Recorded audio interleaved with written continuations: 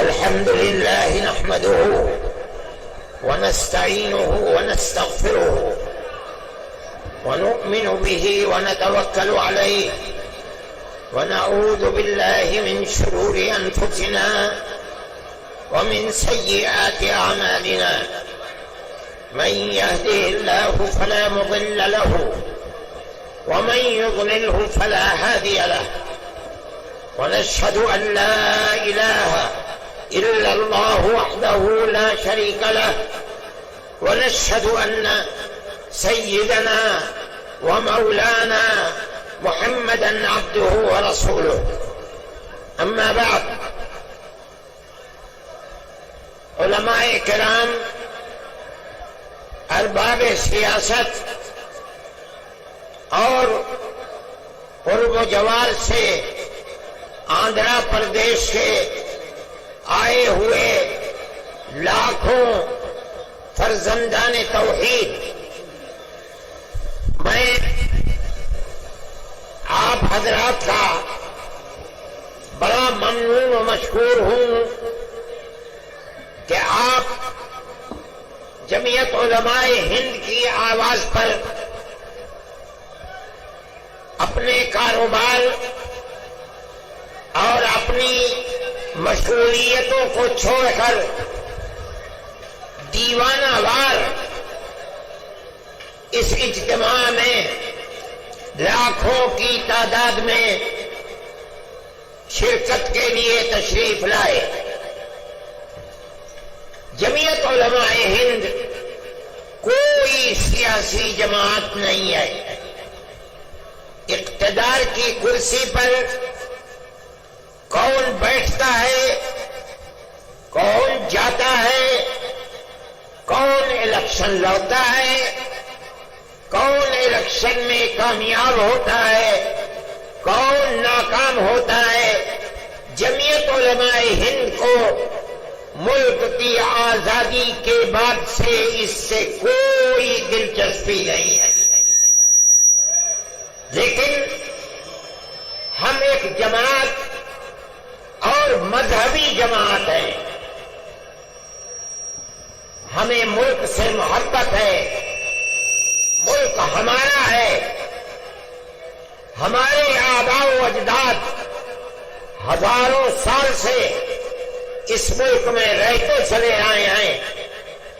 ہم ملک میں امن و امان، بھائی چارگی، محبت، ایک دوسرے کے ساتھ پیار و محبت کے ساتھ رہنے کو ترجیح دیتے ہیں.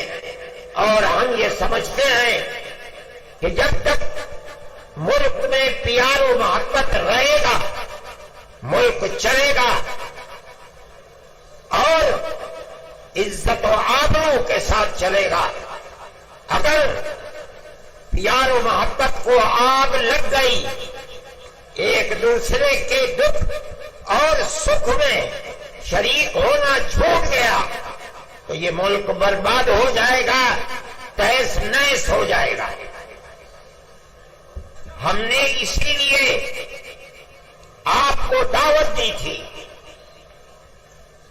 اگرچہ حضرت مولانا خالد صاحب نے ملک کی آزادی کے سلسلے میں آپ کے سامنے حقائق کو رکھا ہے، آپ نے سنا ہے، لیکن یہ بات بھی بتائی کہ ہم نے دلی کے اجلاس میں یہ سمجھ کر کہ ملک کی حکومت جو یکساں سول کوڈ یعنی یونیفارم سول کوڈ کا نعرہ بلند کر رہی ہے، وہ گورنمنٹ اس وقت اپنے پیر کے اوپر کھڑی ہوئی نہیں ہے، بلکہ دو بیساکھیوں کے اوپر ہے.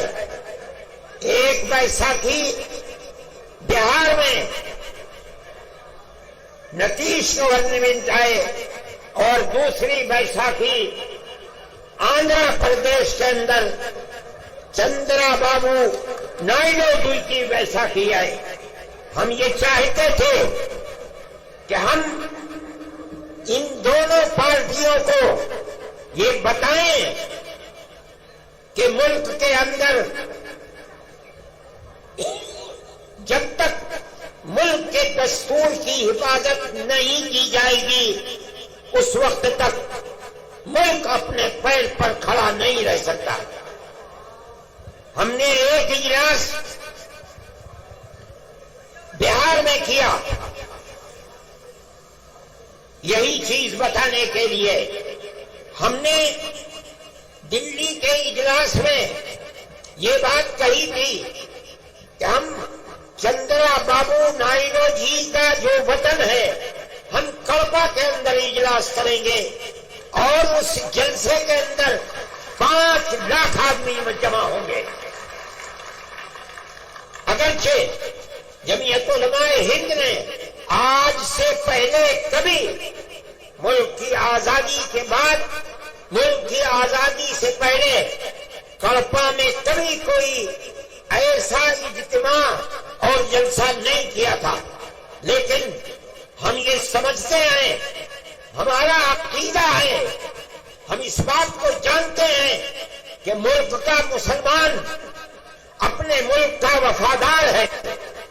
وہ ملک کے اندر امن و امان کو قائم رکھنا چاہتا ہے. ہم نے 5 لاکھ آدمیوں کو دعوت دی اور آج اس جلسے میں 5 لاکھ سے زیادہ لوگ جمع ہیں.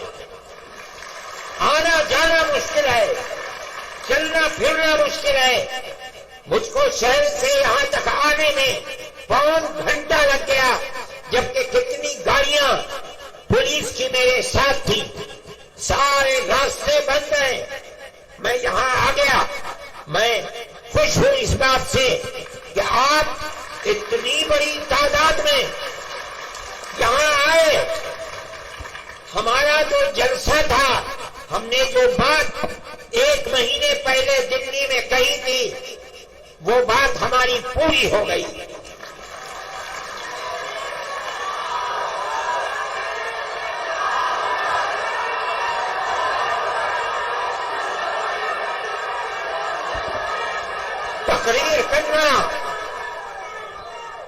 تقریر کرنا ہمارا مقصد نہیں تھا.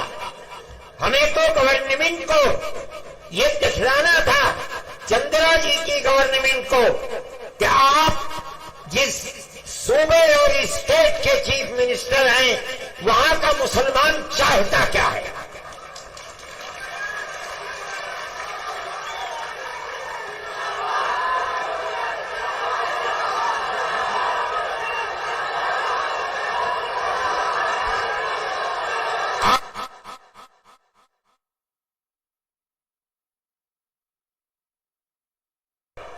جمعیت علماء ہند کی آواز پر جمع ہو گئے, ہمارا مقصد پورا ہو گیا. ہم یہ سمجھتے ہیں کہ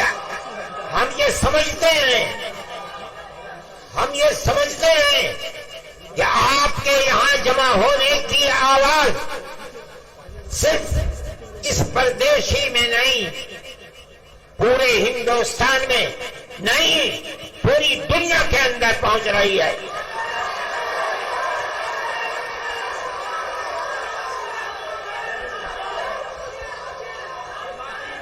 ہم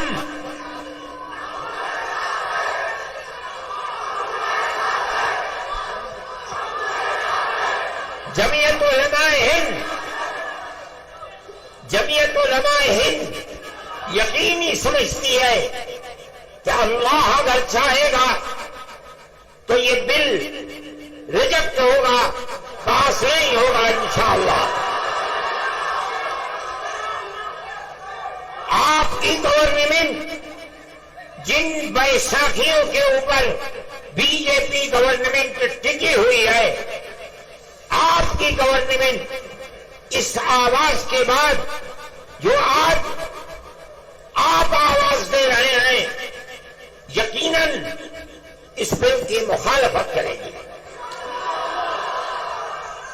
ہم اس ملک کے رہنے والے ہیں, ہمارے اس ملک کے اندر کیرلا سے لے کر کشمیر تک اور منی پور سے لے کر بمبئی تک ہمارے لاکھوں اوقاف ہیں. آج سے نہیں، اس ملک میں مسلمان 1300 سال سے رہتا ہے. 1300 سال سے کیرالہ سے لے کر شمالی ہندوستان تک، مغربی ہندوستان سے لے کر مشرقی ہندوستان تک 1400 سال سے ہمارے اوقاف ہیں. بڑی بڑی مسجدیں ہیں. دلی کی جامع مسجد سے بادشاہوں کی بنائی ہوئی بڑی بڑی مسجدیں ہیں. آج تک قانون یہ تھا کہ جو قبرستان ہے یا مسجد ہے یا خانقاہیں ہیں، اگرچہ ان کے کاغذات نہیں ہیں، لیکن ان کی صورت یہ بتا رہی ہے کہ وہ مسجد ہے. اس کا مطلب ہے کہ وہ مسلمانوں کا وقف ہے. اس لیے جو پرانا دستور تھا وقف کا، اس میں یہ بات لکھی ہوئی ہے کہ جو مسجد ہے اس کو وقف مانا جائے گا. چنانچہ آج تک 1300 سال سے کاغذات میں اس کو وقف ہی بتایا جاتا ہے. یہ پرانا وقف ایکٹ تھا. ملک کی بدنصیبی ہے کہ آج اس ترمیمی بل کو لا کر ہمارے سر کے اوپر پہنایا جا رہا ہے. وہ یہ کہتا ہے کہ اگر وقف کے کاغذات نہیں ہیں تو اس کو وقف نہیں مانا جائے گا. ہم 1300 سال پہلے کے کاغذات کہاں سے لے آئے؟ 600 سال، 700 سال، 800 سال، 500 سال کے کاغذات کہاں ملیں گے؟ لیکن ہمارا یہ عقیدہ ہے، ہم مسلمان ہیں، مسجد خدا کا گھر وہی معتبر ہوگا جو وقف زمین کے اوپر ہے. جو زمین اللہ کی زمین ہے، کوئی اس زمین کا مالک نہیں ہے. کسی کی زمین کو چھین کر مسجد نہیں بنائی جا سکتی. اگر بنی ہے ہم اس کو مسجد نہیں سمجھتے.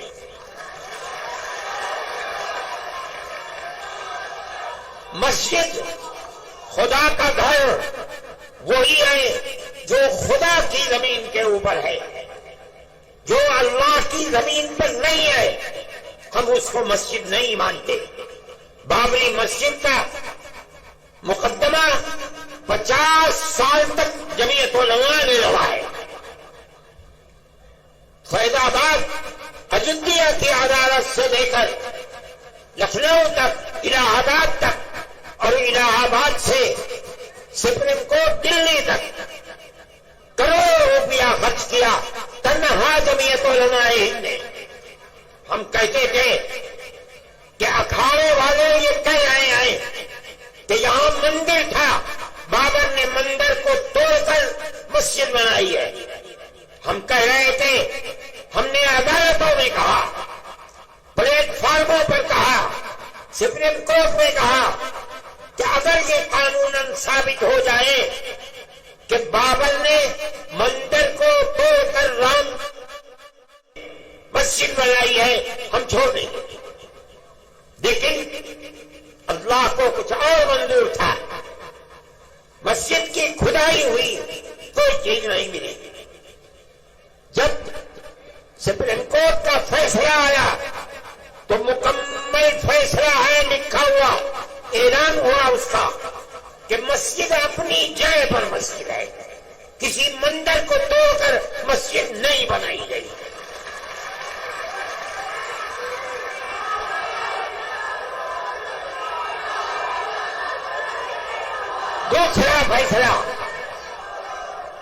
دوسرا فیصلہ یہ ہے سپریم کورٹ کا کہ جن لوگوں نے مسجد کو شہید کیا، مسجد کے اندر گھس کر بت رکھا ہے، وہ مجرم ہے.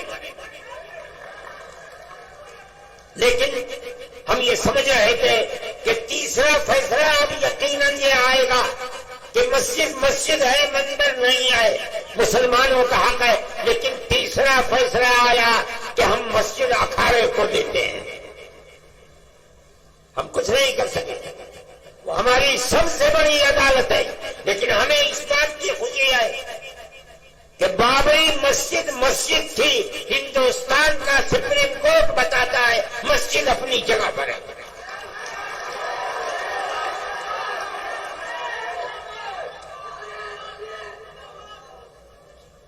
آج اس کو مندر بنا دیا، لیکن پوری بی جے پی اس کو اپنے الیکشن کا معیار نہیں بنا سکی۔ دیر آباد ہے، اجودھیا کو یہ سمجھا جا رہا تھا کہ وہ ملک کی مذہبی دارالسلطنت بن جائے گا، لیکن کوئی نہیں، نہ آنے والا نہ جانے والا۔ میرے بھائی، جمعیت علماء ہند ملک کے اندر امن و امان کو قائم رکھنا چاہتی ہے۔ ہم سڑکوں پر نہیں اترے، ہم نے کوئی احتجاج نہیں کیا۔ سپریم کورٹ ہمارا ہے، ہمارے ملک کی سب سے بڑی عدالت ہے۔ ہم یہ سمجھتے ہیں کہ اس کا یہ فیصلہ، اگرچہ بابری مسجد اکھاڑے کو دے دی گئی، لیکن اس کا یہ فیصلہ کہ مسجد اپنی جگہ پر ہے، مندر توڑ کر نہیں بنائی گئی، ساری دنیا جو چاہے کہے، ہم کہتے ہیں کہ ہم جیت گئے، ہمارے نہیں ہیں۔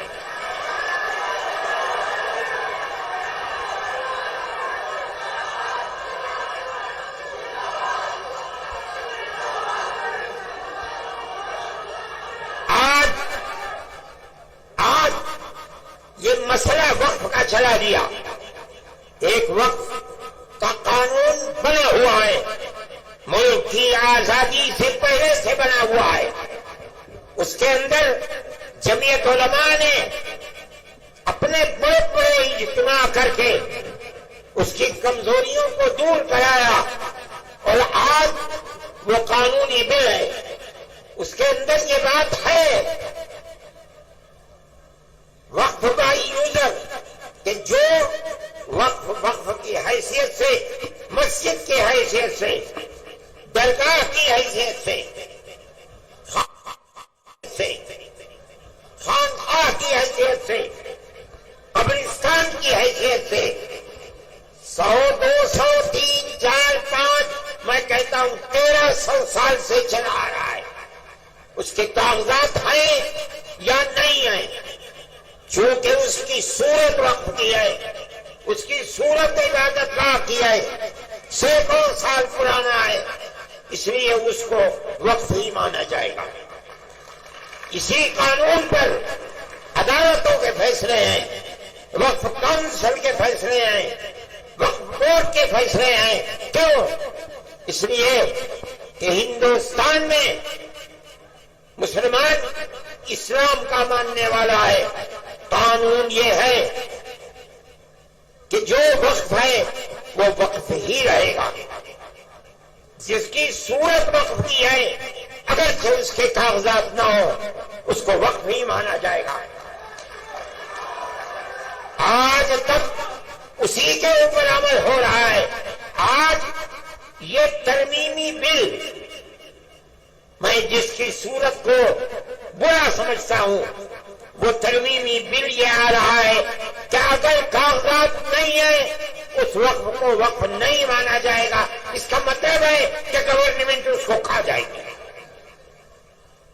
ہمارے ہزاروں اوقاف، لاکھوں اوقاف، 800 سال، 700 سال، 600 سال پرانے بڑی بڑی مسجدیں ہیں، اور ان سے ملحقہ زمینیں ہیں جن کو یہ گورنمنٹ کھانا چاہتی ہے۔ ہم نے آپ کو جمع کیا ہے تاکہ آپ اپنی صوبائی گورنمنٹ کے سامنے اپنے اس نظریے کو رکھیں کہ مذہبی اعتبار سے ہمارے اوقاف ہیں، اس کے خلاف اگر کوئی نیا بل آتا ہے جو ہماری ان اوقاف کو ہڑپ جانے کے لیے قانون بناتا ہے، ہم اس قانون کو قبول کرنے کے لیے تیار نہیں ہیں۔ نعرہ تکبیر، جمعیت علماء ہند، مولانا ارشد مدنی۔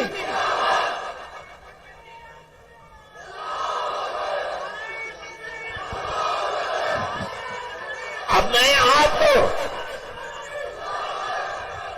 میں آپ کو اس وقف نے، اس ترمیمی بل نے جس کی ہم مخالفت کر رہے ہیں، میں آپ کو بتاتا ہوں یہ موجودہ ترمیمی بل نہیں ہے، در حقیقت مسلمانوں کے اوقاف کو کھا لینے کے لیے بل لایا گیا ہے، ہڑپ کرنے کے لیے بل لایا گیا ہے، مسلمانوں کی جائیدادوں کو چھیننے کے لیے بل لایا گیا ہے۔ دیکھیے آج تک ہندوستان میں جہاں بھی وقف بورڈ ہے، اس وقف بورڈ کے جتنے ممبر ہوتے ہیں وہ ممبر گورنمنٹ کے بنائے ہوئے نہیں ہوتے، بلکہ ان ممبروں کا الیکشن ہوتا ہے، لیکن وہ سارے ممبر مسلمان ہوتے ہیں۔ کیوں؟ وقف مسلمانوں کا ہے، مسلمانوں کے اوقاف پر وقف بورڈ کے اندر کام ہوتا ہے، اس لیے 11 ممبر ہوتے ہیں عام طریقے پر، شرط ہے وہ 11 کے 11 الیکشن سے آتے ہیں اور سب کے سب مسلمان ہوتے ہیں۔ اب آپ دیکھیے اس بل کی نمبر 11 کا پیج نمبر صفحہ نمبر 6 وہ یہ کہتے ہیں کہ بورڈ کے 11 ممبر جو گورنمنٹ جن کا انتخاب کرتی ہے، انتخاب نہیں ہوگا بلکہ گورنمنٹ کو خود منتخب کر کے بغیر الیکشن کے لا کر رکھے گی۔ ہم کیا جانتے ہیں کہ کن کو رکھتے ہیں؟ پھر وہ کہتے ہیں کہ ان 11 میں سے صرف 4 ممبر مسلمان ہوں گے اور 7 ممبر غیر مسلم ہوں گے۔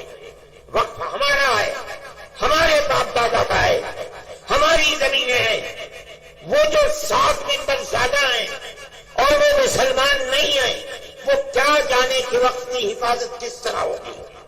اس کا مطلب ہے کہ گورنمنٹ صوبائی گورنمنٹ ہے، اس کو کھانا چاہتی ہیں۔ ہمارے وقف ہیں، ہمارے باپ دادا کے وقف ہیں، جن کی تعداد 11 ہے، اس 11 میں سے صرف 4 مسلمانوں کے، باقی سب کرسچن، ہندو اور کون ہوتے ہیں۔ مگر سوال یہ ہے کہ ہمارا وقت کس طرح محفوظ رہ سکے گا؟ ہم نے چیئرمین کے سامنے یہ بات کہی، پورا بورڈ تھا 32-33 پارلیمنٹ کے ممبروں کا، ہم نے ان کے سامنے کہا کہ آج تک شرط ہے کہ سارے ممبر مسلمان ہوں گے، اس لیے کہ وقت مسلمانوں کا ہے، غیر مسلم کیسے آئیں گے؟ وہ کہتے ہیں نہیں، اس نئے وقت کو کہا جاتا ہے گورنمنٹ کی طرف سے کہ ہم اوقاف کی حفاظت کے لیے یہ ترمیمی بل لائے ہیں۔ ہم کہتے ہیں کہ تم اوقاف کی جڑ کھودنے کے لیے لا رہے ہو۔ ہم اسی لیے کہتے ہیں کہ مسلمان اس ترمیمی بل کی تائید نہیں کر سکتا۔ اسی لیے ہم نے چیئرمین کے سامنے کہا، پارلیمنٹ کے ممبروں کے سامنے کہا، ہم آپ کے سامنے کہہ رہے ہیں کہ آپ ان کی کمزوریوں کو سمجھیے۔ یہ کہہ رہے ہیں کہ ہم مسلمانوں کے اوقاف کی حفاظت کے لیے ترمیمی بل لائے ہیں، ہم کہتے ہیں جھوٹ بول رہے ہو، تم اوقاف کو مسلمانوں کی آگ لگانے کے لیے یہ بل لائے ہو۔ دوسری بات،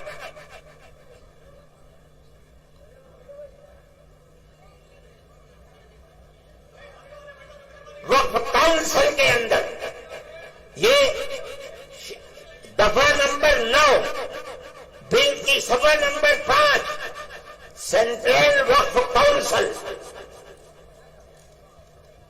اس کے 22 ممبر ہوں گے. یہ دوسری چیز ہے. ان 22 ممبران کے اندر وہ کیا کہتے ہیں؟ نمبر 1 9B کہتے ہیں 3 ممبران پارلیمنٹ ہوں گے. ان کا مذہب کیا ہوگا؟ کچھ نہیں ہے. پھر فرماتے ہیں 2 جج ہوں گے. مذہب کی کوئی قید نہیں. 3 اور 2 5. 1 وکیل ہوگا جس کو گورنمنٹ لے کر آئے گی. مذہب کی کوئی قید نہیں. 6 4 وقف کے ماہر ہوں گے. مذہب کی کوئی قید نہیں. 6 اور 4 10. مرکزی حکومت کا 1 ملازم ہوگا. مذہب کی کوئی قید نہیں ہے. 11 اور 1 انچارج اس کا یونین منسٹر ہوگا. 12 کوئی قید نہیں. اور پھر لکھتے ہیں 9C کے اندر 10 مسلمان ہوں گے. آپ کیا سمجھے؟ مسلمانوں کا وقف بل ہے جس کو لا رہے ہیں، لیکن اس کے اندر 10 مسلمان اور 12 غیر مسلم ہیں. مسلمانوں کی تعداد کم کیوں ہے؟ اگر ووٹنگ ہوگی اکثریت کدھر جائے گی؟ وقف ہمارا ہے، ہمارے باپ دادا کا ہے. جس طرح ملک کی آزادی کے بعد سے آج تک وقف کونسل کے اندر، وقف بورڈ کے اندر سب کے سب ایک یونین منسٹر کے علاوہ سارے مسلمان ہوتے تھے. گورنمنٹ کی طرف سے ان کو داخل نہیں کیا جاتا تھا. ان کا الیکشن ہوتا تھا. آپ کو وہ قانون کیوں خلاف لگتا ہے؟ ہمارے باپ دادا کا وقف ہے. مسلمان اس کے انچارج ہوں گے. مسلمان ان کے اپنے اوقات کے رکھوالے بنیں گے. ہم اسی لیے اس کی مخالفت کرتے ہیں. اور آگے چلیے، فرماتے ہیں وقف کے بارے میں میں مختصر کر کے بتاتا ہوں. وقف کے ہونے یا نہ ہونے کا فیصلہ وقف بورڈ کیا کرتا ہے. یہ پرانے وقف بورڈ کے دستور کی 40ویں دفعہ ہے کہ کوئی زمین ہے، عمارت ہے، اس کو لایا گیا کہ یہ وقف کی عمارت ہے. اس کا فیصلہ کون کرے گا؟ وقف بورڈ کرے گا. یہ جو موجودہ ترمیم ہے اس کا دفعہ نمبر 20 صفحہ نمبر 9 یہ کہتا ہے کہ ہم دفعہ 40 کو ختم کرتے ہیں. کیا مطلب؟ بورڈ کو یہ اختیار نہیں ہے کہ وہ کسی چیز کے وقف ہونے کا فیصلہ کرے. یہ فیصلہ ہمارا ہوگا، گورنمنٹ فیصلہ کرے گی یا کریکٹر فیصلہ کرے گا. وقف بورڈ فیصلہ نہیں کرے گا. وقف بورڈ کے ناک، کان، ہاتھ، پیر کاٹ دیا گیا. آگے کہتے ہیں 3 دفعات ہیں. دفعہ 107 آج کے وقف کے اندر یہ دفعہ ہے 107. کیا ہے؟ اگر کسی آپ کے شہر کی عمارت میں کوئی آدمی 50 سال سے قبضہ کیے ہوئے ہے، اتنے لمبے اتنا حق ہو گیا کہ اب اس جائیداد کو جو چھوڑا نہیں سکتا. یہ قانون ہے 1963 کا. لیکن جو پرانا وقف بورڈ تھا اس کے اندر یہ بات تھی کہ اگر یہ جائیداد وقف جائیداد ہے تو وقف بورڈ اس کو چھوڑا سکتا ہے. میری اور آپ کی اگر اپنی جائیداد ہے اور آدمی 50 سال سے 60 سال سے اس میں رہ رہا ہے، ہم اس کو نہیں چھوڑا سکتے. لیکن اگر وہ جائیداد وقف جائیداد ہے اور اس جائیداد پر کسی نے قبضہ 50 سال سے 60 سال سے کر رکھا ہے، وقف بورڈ کو یہ اختیار حاصل ہے کورٹ میں جائے اس کو چھوڑنا پڑے گا. کیوں؟ یہ وقف جائیداد ہے. آج یہ قانون کہتا ہے کہ ہم اس نئے قانون کے اندر دفعہ 107 کو ختم کر دیں گے، اور کہا جا رہا ہے کہ ہم یہ لا رہے ہیں اوقاف کی حفاظت کے لیے۔ ایسا جھوٹ بولا جا رہا ہے، یعنی اگر وقف مقبرے کے اوپر، مان لیجیے مسجد کے اوپر، پنجاب میں مسجدوں کے اندر لوگ رہتے ہیں، مسلمان چلے گئے، اس قانون کے اعتبار سے اگر وقف بورڈ جائے اور جا کر یہ کہے کہ اس مسجد کو خالی کرو، پرانا وقف قانون کہتا ہے خالی کرنا پڑے گا، لیکن یہ کہتا ہے کوئی ضرورت نہیں ہے، اس نے ہمارے وقف کو کھا لیا۔ اور آگے چلیے، دفعہ 108 میں کوئی پاکستان چلا گیا، اس کی جائیداد فوراً کسٹوڈین نے اپنے قبضے میں کر لی۔ آپ لوگ بھی جانتے ہوں گے، جو لوگ گئے ہیں ان کی جائیدادیں کسٹوڈین میں چلی گئی، لیکن اگر وہ وقف کر کے گیا ہے تو وہ وقف کسٹوڈین میں نہیں جائے گا۔ قانون آج تک یہی ہے۔ اب آپ سنیے، یہ ترمیمی بل کہتا ہے کہ ہم دفعہ 108 کی پرانی وقف بورڈ کو ختم کر دیں گے۔ کیا مطلب ہے؟ ساری ان کی دی ہوئی مسجدیں، جائیدادیں، اگر آج تک ان کے اوپر کسٹوڈین کا قبضہ نہیں ہے، اس ترمیمی بل کے آنے کے بعد سب کسٹوڈین قبضہ کر لیتی، چاہے وہ مسجد ہو چاہے قبرستان ہو۔ میرے بھائی، میں یہ آپ کو اس لیے بتا رہا ہوں کہ اگر آپ کے صوبے سے اس کی تائید ہوتی ہے تو اس کا مطلب یہ ہے کہ وہ زمینیں، وہ مقبرے، وہ درگاہیں جو آج تک وقف کے اندر داخل تھی، اب وہ وقف سے نکل جائیں گی۔ ہم اسی بنیاد پر کہتے ہیں، آپ حضرات کی یہ آواز جو آج اس میدان سے ابھر رہی ہے، انہی بنیادوں کے اوپر ہم کہتے ہیں کہ وہ آواز اس وقت کے ترمیمی بل 2024 کے خلاف یہ آواز اٹھنی چاہیے۔ جمعیت علماء ہند، میں نے آپ سے کہا تھا کہ ایک مذہبی جماعت ہے، ہمارا سیاست سے کوئی تعلق نہیں ہے۔ ہم آپ کی گورنمنٹ سے، صوبائی گورنمنٹ سے یہ کہتے ہیں کہ مسلمان، پورے ملک کا مسلمان یہ سمجھتا ہے کہ یہ وقف ترمیمی بل مسلمانوں کے اوقاف کو برباد کرنے کے لیے، ہڑپ کرنے کے لیے، جو چند مثالیں میں نے آپ کو بتائی ہیں، یہ تو 3 صفحے ہیں ہماری، آپ اس کے خلاف اپنی رائے کو متحد کریں۔ میں یہ سمجھتا ہوں کہ آپ کے اس جمع غفیر کے جمع ہو جانے کے نتیجے میں یقیناً یہ آواز ارباب اقتدار کے کانوں تک پہنچے گی انشاءاللہ، اور یہ بات ہوگی کہ بی جے پی گورنمنٹ کے اس مسلمانوں کی جائیداد کو آگ لگانے اور کھانے والے بل کی مخالفت کی جائے گی۔ جمعیت علماء ہند آج کے وہ حالات جو اس دنیا کے اندر ہیں یا ملک کے اندر ہیں، ان کو بڑے گہرے طریقے پر دیکھتی ہے۔ ملک کے اندر جو بات چیت چل رہی ہے فرقہ پرستی کی، چاہے وہ مکانوں کے اوپر بلڈوزر چلنے کی بات ہو، یا آسام کے اندر مسلمانوں کو ملک کے اندر رہنے کے حق سے محروم کرنے کی ہو، یا مسلمانوں کے مدرسوں کو بے بال و پر کرنے کی ہو، جمعیت علماء ہند ان تمام چیزوں کی مخالفت کرتی ہے۔